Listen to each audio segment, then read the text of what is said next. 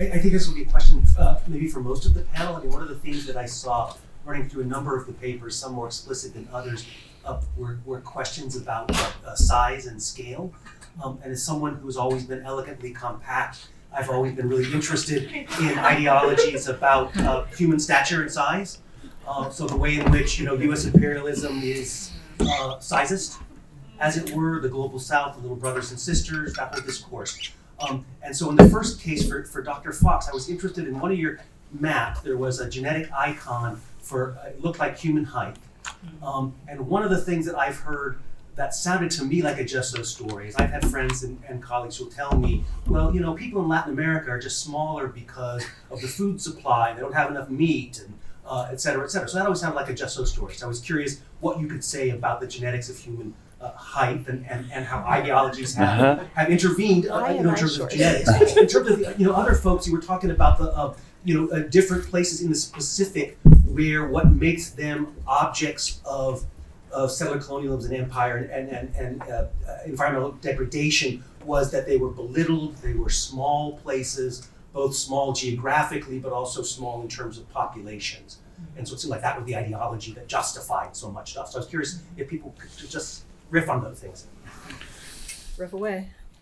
Yeah, height is really interesting. It's funny you bring that up. So that should be something like that we should be able to easily unpack and look at it and be like, okay, we sequence a bunch of tall people, we sequence a bunch of short people, and these look like this is how height is inherited. We can measure this, and in some ways you can. There's been like a lot of research looking into short statured communities of people in the Congo, and then comparing that to negritos in the Philippines, and looking at like growth hormone system genes, right? That's like something that we could just put a finger on, or like genetically inherited short stature or chondroplasia, right? Or dwarfism.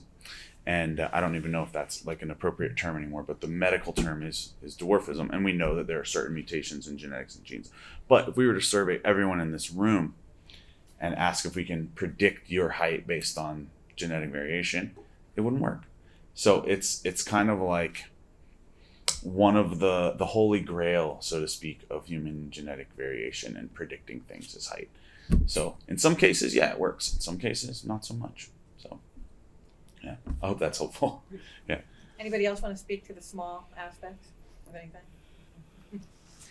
Real quick, just the inversion of land versus water in Pacific studies seems so vital to the question, right? Like to measure someone's UN representation or like the number of votes that you get based on like some I'm actually speaking outside of my depths here. I'm not.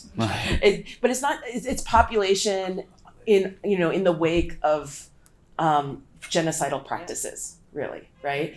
And it's also about land mass that has been literally diminished into craters. So I think the inversion of thinking of like about peoples being tied not only to land but to oceanic connection is like a really good way of just upsetting the assumptions that we have about mass and what it does politically.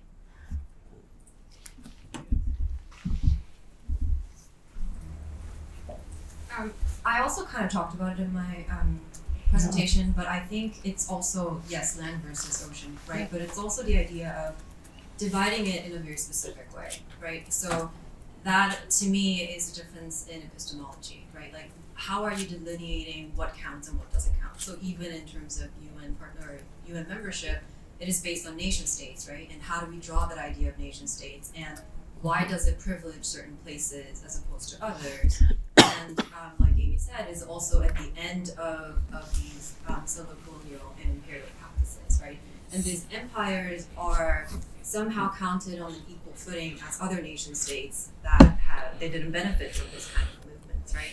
So I think it also is a really good way of showing how epistemological differences create real effects, and how these real effects in turn affect people in different locations differently.